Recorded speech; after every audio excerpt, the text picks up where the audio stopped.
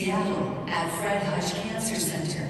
HANC provides oversight and strategic direction for all cross-network coordination activities across ACTG, HVTM, and Impact. A servant leader, Russell has dedicated his career to supporting public health and addressing racial injustice. For 3 decades, he has been involved in research related to HIV prostate cancer and diabetes prevention and treatment. He remains committed to addressing health disparities that disproportionately affect communities underrepresented in clinical research. Please welcome Russell Campbell. Thank you for the energy and the love. Thank you. So, I ask you to hold on. As a proud descendant of enslaved Africans and same-gender loving man, the views that I'm expressing today are mine and mine alone. So when we think of civil rights, what comes to mind? Essentially, civil rights are that we should all be able to live and love in the way that we choose, and that should be protected under the law. What we know is that even prior to this administration, there are communities like Black, Latinx, communities that have been disproportionately impacted by HIV. This epidemic has been problematic, not because we live and love differently than anyone else, but because of systems that have been in place, poverty, racism, that have made it so. Many of us have been busy working on addressing these, and I'd like to call out, I don't know what happened, 2 individuals who have been leaders in evidence to practice. Lance and Kendrick, are you in the room today? Kendrick, Dr. Kendrick and Lance are the founders, and I'm one of the co-founders of Evidence to Practice. What is evidence to practice, you ask? I'll tell you. Because we recognize that the HIV research workforce is not representative of the communities that are most impacted, we wanted to make a difference. Thank you so much to the Duke CFAR for helping develop a program, a workshop, a 3-day workshop where we engage with HBCU students to see if they might be interested in pursuing careers to help address this disparity.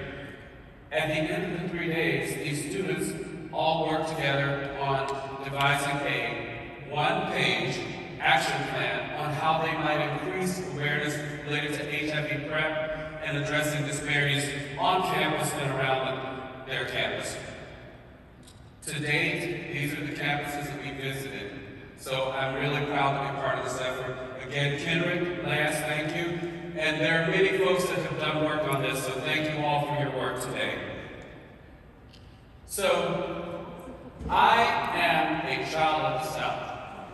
I was born in the Florida Panhandle. Thank you to these 2 individuals, my parents, who, while they're not here with me physically today, they are constant presence in my life.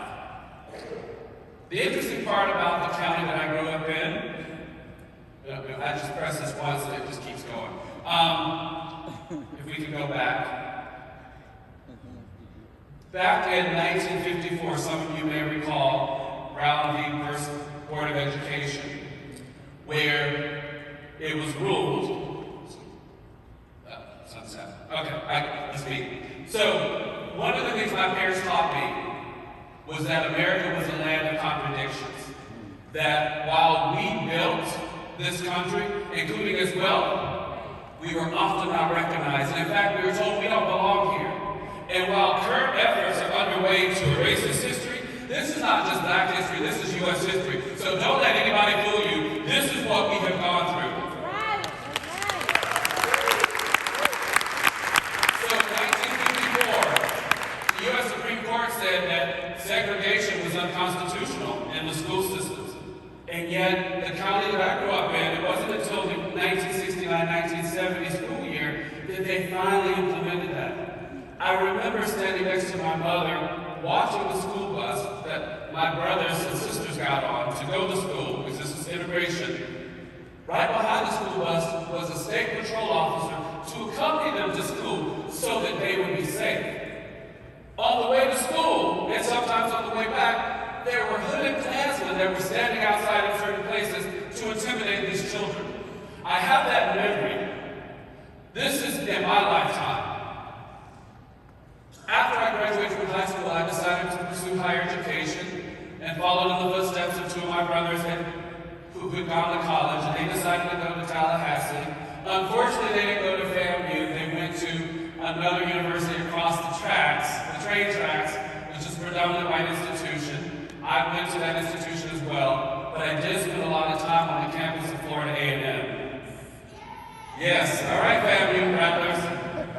One of the things that was an honor for me was to come back later. I have family members who still live in Tallahassee. Was to come back later as part of E2P to engage students at FAMU, to talk with them about HIV, talk with them about PrEP, to see if they might be interested in pursuing careers and addressing this disparity. How many of you are familiar with the Tallahassee bus boycott? A few of you, yeah. So thanks to these two amazing FAMU students, Wilhelmina Jakes and Terry Patterson, who boarded a bus, the only seats that were available were seats in the front next to a white woman. They had the audacity to sit down next to her. The bus driver called the police, they were arrested. The next day there was even a cross that was burned in the front yard. So when we talk about the history of this country, it's often messy. But thank you to those beautiful, wonderful black women at FAMU who stood up and who sat down and said, we're not going to do this. So, in January of this year, we had the privilege of going to Montgomery, Alabama, to talk with students there. And some of you might appreciate that Montgomery is known as the birthplace of the civil rights movement in the U.S. There were lots of conversations that were happening because it was January, and I think you all appreciate what happened and started in January of this year. I remember having a phone call with Brian Managa, who's here, and we were talking about all this stuff that was happening, and the language that we were supposed to use and not use. And as I was having that conversation, I was walking around and taking in the fact that I am here in a place where people have marched. The Montgomery bus boycott, Rosa Parks. People were murdered. People were intimidated. I walked through the Civil Rights Memorial Center and was thinking about all the individuals that have come before me, what they had to deal with. Now keep in mind that history is this amazing thing where we can look back and reflect. Right now we're living in history. So this is our time. Apathy is not an option. We have lived through a lot. Early on in this epidemic, having friends and loved ones die. As John Lewis would say, it's time to get in good trouble. Because the march continues.